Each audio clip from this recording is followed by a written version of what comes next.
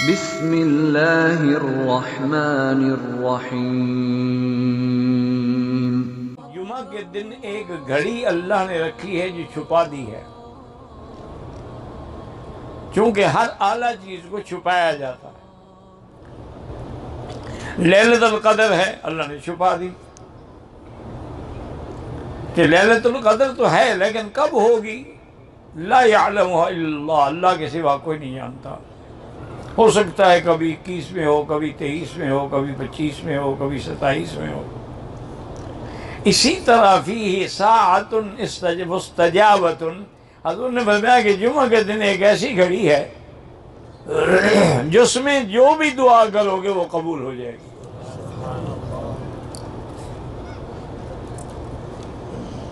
اب اس میں اختلاف ہے کہ بھی وہ گھڑی کب ہے۔ بعض علماء نے یہ لکھا ہے کہ امام جب منبر پہ خطبے کے لیے بیٹھتا ہے،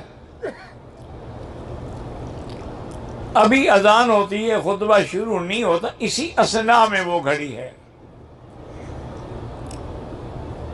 اور بعض علماء نے لکھا ہے کہ امام جب خطبہ ایک دینے کے بعد بیٹھتا ہے اور دوسرے خطبے کے اٹھنے کے لیے درمیان میں جو وقفہ ہے اس میں وہ گھڑی مستجاب ہے، اور اللہ سے جو بھی مانگو گے وہ ملے گا، لیکن شرط یہ ہے کہ وہ دعا شریعت کے خلاف نہ ہو، قطیعت رحم نہ ہو کہ رشتہ داری کو توڑنے کے لیے ہو، یا کسی کی بربادی کے لیے ہو، یا کسی کی ہلاکت کے لیے نہیں۔ ایک تو نعمت اس میں یہ ہے، اور بعض علماء کہتے ہیں کہ اصل میں اس گھڑی کا وقت جو ہے وہ عصر سے لے کر مغرب تک ہے، اس میں وہ گھڑی ہے۔ تو اس کا بہتر حال یہ ہے کہ جو میرے بزرگ عمرے پہ یا حج پہ تشریف لائے ہیں، آپ کو تو یہاں کوئی کام نہیں ہے،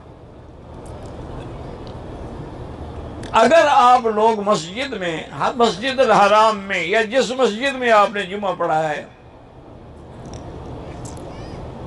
یا جمعہ پڑھ کے کھانا وانا کھا کے عصر کے لیے آئے ہیں، اب عصر سے بیٹھ جائیں اور مغرب تک ذکر کرتے آئیں،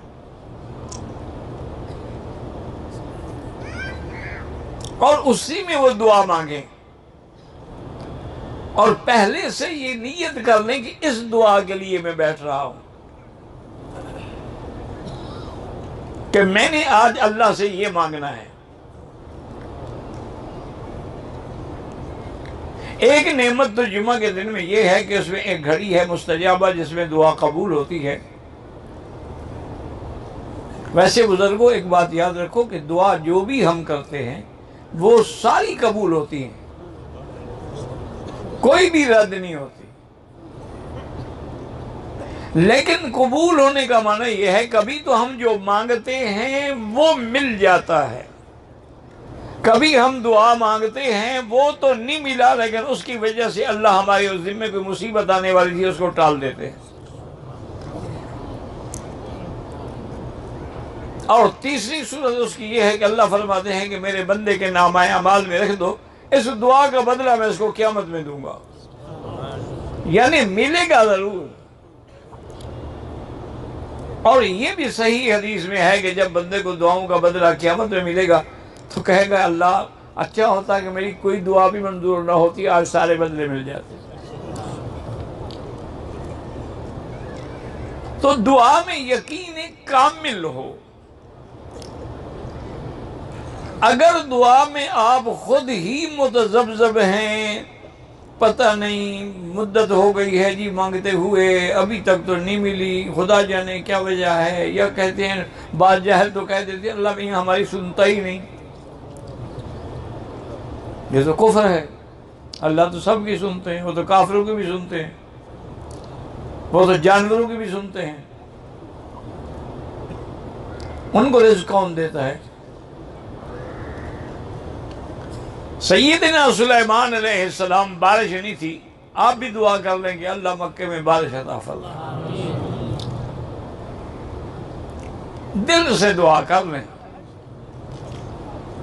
میری بہنیں، میری بیٹیاں، میری مائیں یاد رکھیں کہ اگر توجہ کامل نہ ہو تو چائے کی پیالی بھی نہیں بن سکتی، ایک روٹی بھی توے پہ نہیں پک سکتی، یہ ہاتھ جل جائے گا، یہ روٹی جل جائے گی۔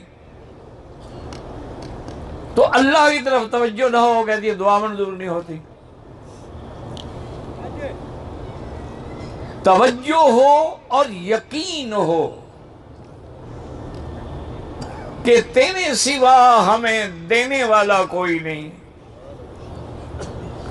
یا اللہ میرے سوا تیرے تو بندے اربوں کروڑوں ہیں، لیکن میرا تو ہی صرف رب ہے۔